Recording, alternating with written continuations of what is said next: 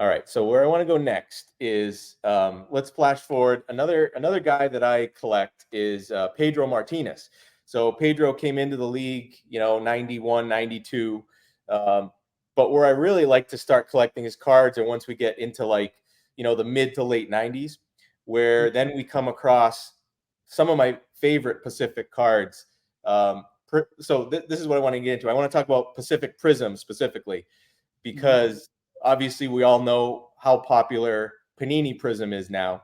The first question I have for you is, can you connect the dots between Pacific Prizm and the beautiful cards that you put out, Prizm with an S, and now Panini Prizm with a Z? Can you connect some dots there for us on how that lines together? Yeah, it's actually Prizm was one of probably our flagship brand for Pacific also. And when I sold the brands to Playoff, it included Prizm. And when Playoff sold the brands onto Panini, they also got Prizm. It was the same brand we created, and I know why they changed the spelling, and that's because Prizm, the way we spelled it, and by the way, Topps is using Prizm now, the way we spelled it, but the way we spelled it was, um, from what we saw, was copyrighted by the people that made a prism of some sort, um, for probably for medical or whatever, but it had no relation to cards. And so we had checked it out and found out that that didn't have any kind of conflict. But Panini probably looked at that and said they didn't want to mess with a conflict and changed the spelling. But it's the same. It's the same thing we made. Prizm is Prizm, and because they made them the same way we did with all the foils and et cetera, et cetera. They just continued that brand on, and it's one of their most popular, if not popular, brands that they make. And so it came out of Pacific, got continued, and I'm happy about that. I'm happy to see people still collecting that brand. Pacific Prizm is superior, in my opinion, on the designs, the look. I mean, I have a few here for my collection of Pedro. The shine on these cards, Mike, incredible. This one's from 90, 98, 99. And just, I mean, beautiful One of the serial number parallels. cards. Look at that. I mean, you were just so ahead of your time. It was unbelievable.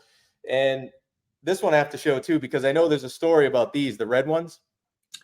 Mm-hmm. Yeah, these are the red. The Red red are very ones. hard to get. Hard to I get. I actually have. recently was able to get one of these offline from somebody, and man, I was so happy because you never see these. You never see these come up.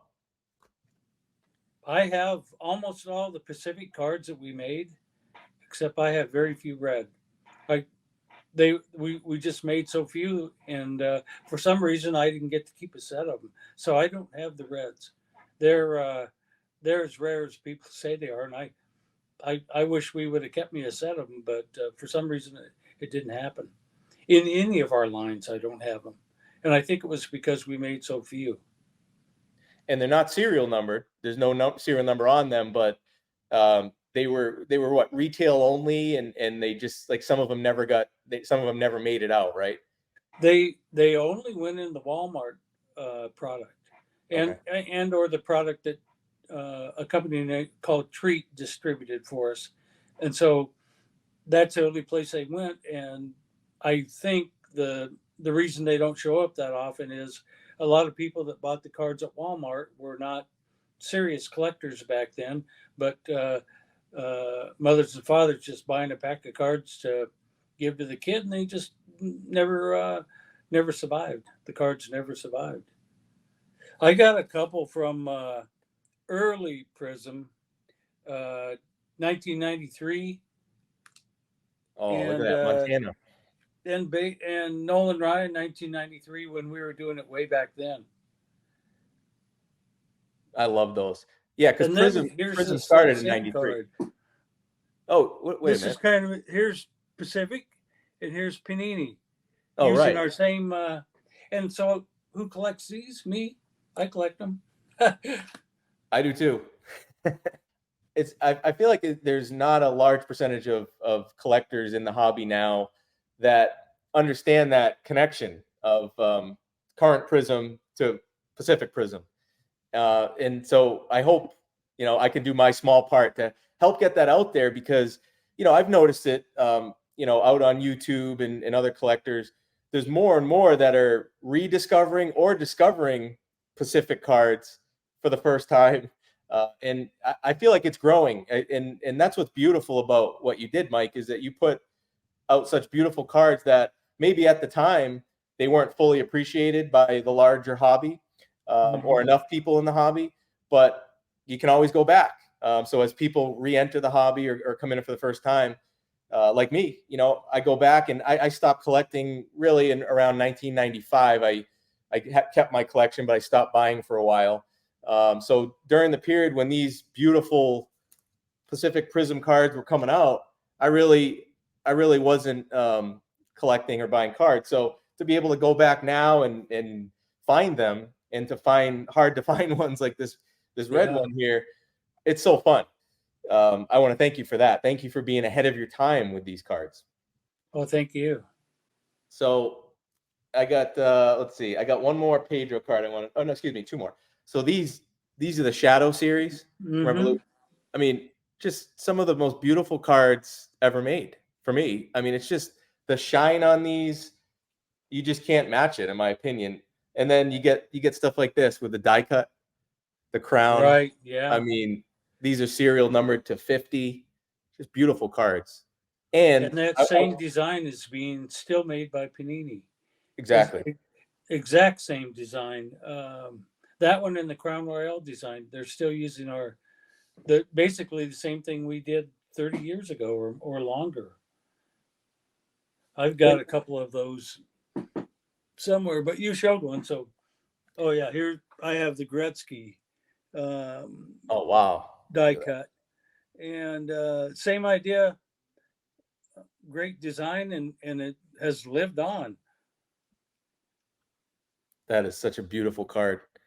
And along those lines, even aside from the cards that I'm so happy that you produced and put out for us to keep enjoying for generations and generations, I from a business perspective, as someone, I left a corporate job about 12 years ago and went out and started my own business. And as someone who did that on a much higher and different level in cards, you did the fact that you owned your own manufacturing, you took some of your own photos.